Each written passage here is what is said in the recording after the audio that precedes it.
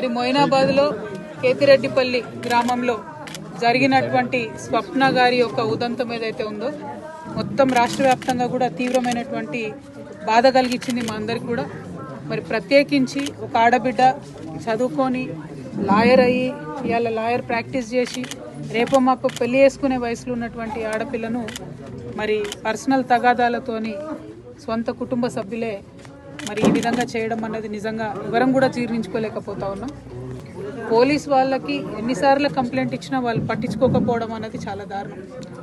ఒకవేళ వాళ్ళు పట్టించుకొని సీరియస్గా యాక్షన్ తీసుకొని అంతకుముందే బలంగా ఈ నిందితులను బెదిరించినట్టయితే ఇట్లా ఇంత దారుణం జరగకపోతుండే అనేది మా ఎట్టు పడితే అటు ఆడపిల్లల మీద రోజు రోజుకి దారుణాలు దాష్టికాలు పెరిగిపోతున్నాయి. ఇక్కడ ఒక ఆడబిడ్డ మీద ఒక న్యాయవాది మీద జరిగినటువంటి దాడికి తక్షణమే సీఎం గారు స్పందించాలి. స్పందించి మరి ఏదైతే నేరస్తులు జైల్లో ఇప్పటికే పెట్టినారో వారికి శిక్ష తొందరగా పడాలి. హత్యానేరం కింద ఉన్నటువంటి వ్యక్తి అని చెప్తా ఉన్నారు కాబట్టి మరి కఠినాతి కఠినంగా శిక్షించాలి.